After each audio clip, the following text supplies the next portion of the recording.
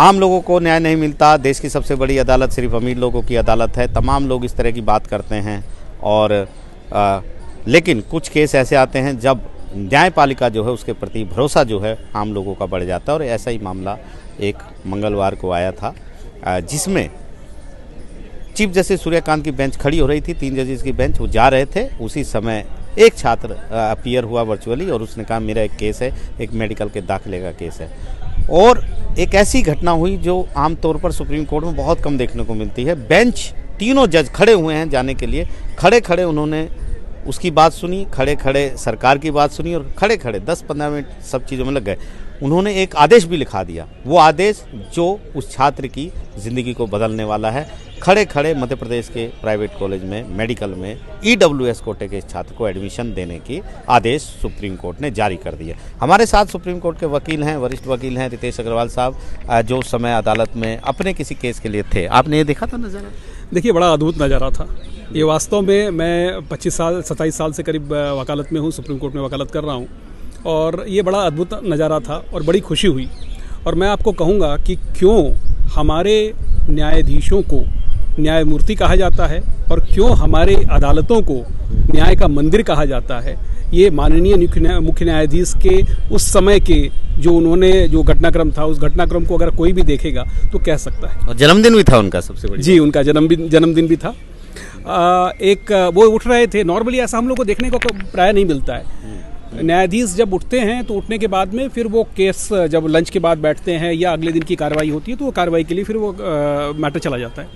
लेकिन जब वो उठ रहे थे तो एक छात्र इन पर्सन अपीयर हो रहा था और उसने अपनी व्यथा बताई कि डिस्पाइट इकोनॉमिक वीकर सेक्शन के होने के बावजूद उसको आरक्षण का लाभ नहीं दिया जा रहा है और निजी कॉलेज के अंदर उसका एडमिशन नहीं हो रहा है MBBS के अंदर।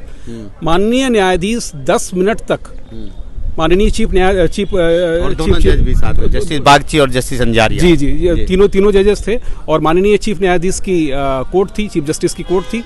और उस कोर्ट में तीनों जजेस खड़े खड़े 10 मिनट तक उन्होंने उसकी व्यथा को सुना, समझा और कोर्ट ने अपनी बहुत नाराजगी भी व्यक्त की कि क्यों इस तरह का ऐसी चीज़ हो रही है। जब आरक्षण की व्यवस्था इकोनॉमिक वीकर सेक्शन के लिए की गई है तो क्यों निजी कॉलेज में इसके लिए गाइडलाइंस नहीं बनाई जा रही है, पॉलिसी नहीं बनाई जा रही है और क्यों उसका आरक्षण का लाभ नहीं दिया जा रहा है।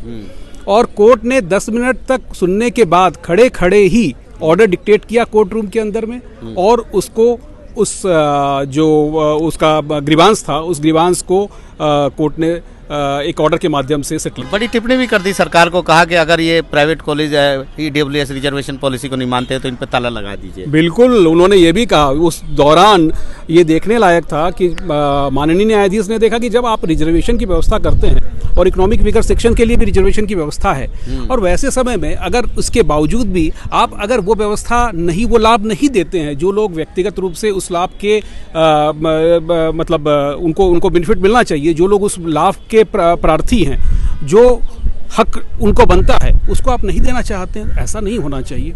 निजी कॉलेजेस के लिए को पॉलिसी बनानी चाहिए। ऐसा नहीं है कि केवल गवर्नमेंट कॉलेजेस में ही वो पॉलिसी बन के रहेगी, निजी कॉलेजेस में वो पॉलिसी नहीं रहेगी। ऐसे दुर्लभ नज़ारे जो हैं वो बहुत कम देखने को मिलते हैं, क्योंकि हमने देखा है कि अगर कोई ऐसा केस आ जाए जब बेंच खड़ी हो रही है और इम्पोर्टेंट केस है तो लोग बैठ जाते हैं, बैठ के सुनवाई करते हैं। जी हाँ, कई बार ऐसा होता है कि अगर कोई बहुत महत्वपूर्ण मसला जब बेंच उठने लगी, हाँ अचानक आ गया, तो फिर बेंच बैठ जाती है और बैठ के फिर बेंच अपना उसको सुनती है और सुनने के बाद में जो भी आगे कार्रवाई होती है करती। लेकिन ये बहुत ही अद्भुत नाराज। और 142 में, क्योंकि मैं भी हम भी देख रहे थे कि वो सरकार की तरफ से कहा गया कि नजीर ना बने, नहीं तो बाकी लोग भी आ जाएंगे। तो उन्होंने ये भी कहा कि 142 में हम ये आपने एक और दूसरी बहुत महत्वपूर्ण चीज बताई, क्योंकि नॉर्मल सुप्रीम कोर्ट में आर्टिकल 136 के अंदर में हम लोग स्पेशली पिटीशंस वगैरह फाइल करते हैं और जो इसमें भी SLP था, लेकिन उसमें कोर्ट 136 के अंदर कोर्ट अपने विशेषाधिकार का प्रयोग करके अगर कोई आदेश पारित करती है और कोर्ट जब व्यथित है, देख रही है कि इस तरह का इनजस्टिस हो रहा है किसी व्यक्ति के साथ में,